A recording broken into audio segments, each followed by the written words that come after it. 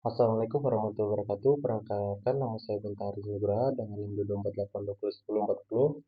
Baiklah, di sini saya akan mempresentasikan PPT saya yang materi tentang teknologi bahan alam. Pertama, kita masuk ke pemilihan bahan alam. Pemilihan bahan istilah taksonomi dikembangkan dari dua kata Yunani, yaitu taksi yang berarti pengaturan dan nomia yang berarti distribusi atau metode. Jadi taksonomia adalah ilmu tentang penanaman dan penggambaran dan penggolongan organisme dan semua tumbuhan, hewan, dan mikroorganisme di dunia. Langkah-langkah pemilihan bahan sebagai berikut.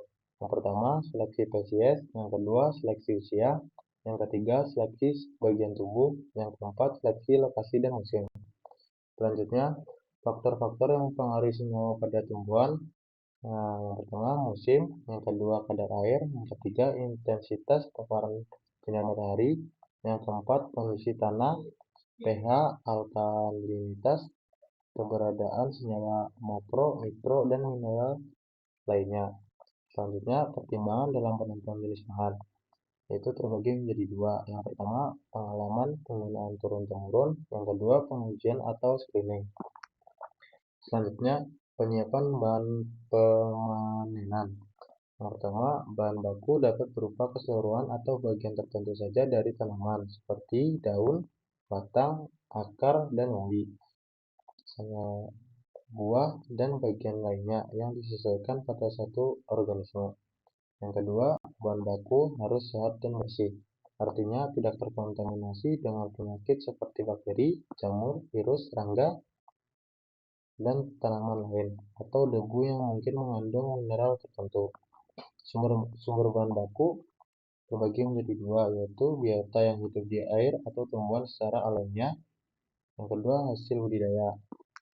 Selanjutnya, sortasi basah. Sortasi basah dilakukan untuk memisahkan pencemaran atau kotoran dan bahan asing lainnya dari bahan simplisia. Pembersih simplisia dari tanaman dapat mengurangi jumlah kontaminasi mikroba.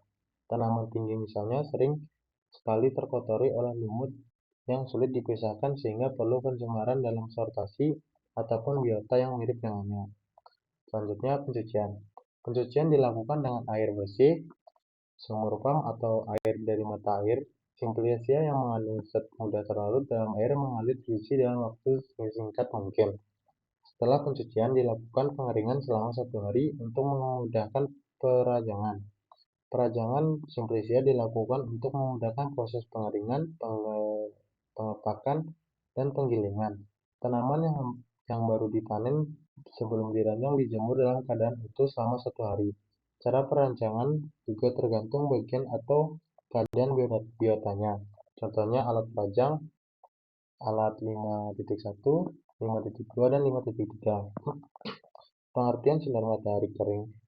Pengeringan dilakukan dengan 5 metode, yaitu sinar matahari, kering angin, oven, microwave, dan freeze drying. Pengecilan ukuran terbagi menjadi 5. Yang pertama, gunting, pisau, alat penggiling, blender, dan mortar. Selanjutnya, garbling atau startasi kering. Garbling dilakukan setelah sempitnya kering dan sebelum digunakan untuk membuang kotoran atau material yang telah dikehendaki atau bagian lain dari tanaman, untuk memisahkan benda asing dari bagian tanaman yang tidak diinginkan atau pengotor lain. Selanjutnya, pemeriksaan mutu. Yang pertama, identifikasi taksonomi, analisis terhadap uji farmakologi, fisika, kimia, biologi, dan mikrobiologi. Selanjutnya, pengujian TTD, mikroba, dan mikroskopik. Selanjutnya, analisis impuritas organik dan anorganik. Selanjutnya, analisa kandungan air dan sudut pengeringan. Lalu selanjutnya, kadar abu, kadar serat, dan komponen yang dapat diekstrak. Selanjutnya, berikut adalah contoh gambar dari pengapakan dan penyimpanan. Bisa langsung dilihat. Selanjutnya, ekstraksi bahan alam. Ekstraksi adalah pengambilan senyawa metabolis sekunder yang mengandung target untuk dipisahkan dari biomasa atau ampas atau bagian yang tidak diperlukan karena sifatnya yang mengandung baik dalam penyajian maupun karena mengganggu efektivitas khasiat dari bahan aktifnya. Lanjut prinsip. Prinsip terbagi menjadi 3. Yang pertama, pelarut akan merusak dinding sel dan jaringan serta masuk ke dalam sel-sel lainnya. Yang kedua, pelarut akan melarutkan senyawa metabolit. Yang ketiga, pelarut bersama senyawa metabolit yang terlarut dikeluarkan atau dipisahkan dari bahan atau biomasa penghasilnya.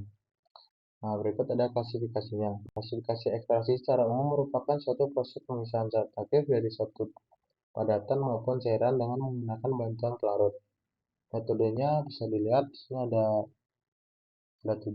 Yang pertama macerasi, yang kedua perkulasi, yang ketiga ekstraksi dengan deflux, yang keempat ada separasi, yang kelima ada ekstrak dengan ultrasonikasi, yang kelima ada ekstraksi dengan microwave, yang keenam, yang ketujuh ada ekstraksi dengan tekanan. Selanjutnya di sini terdapat gambar dari macerasi tersebut. Langsung ke slide selanjutnya. Pelarut bisa dilihat pelarutnya di sini memiliki angka yang sudah tertera di sini.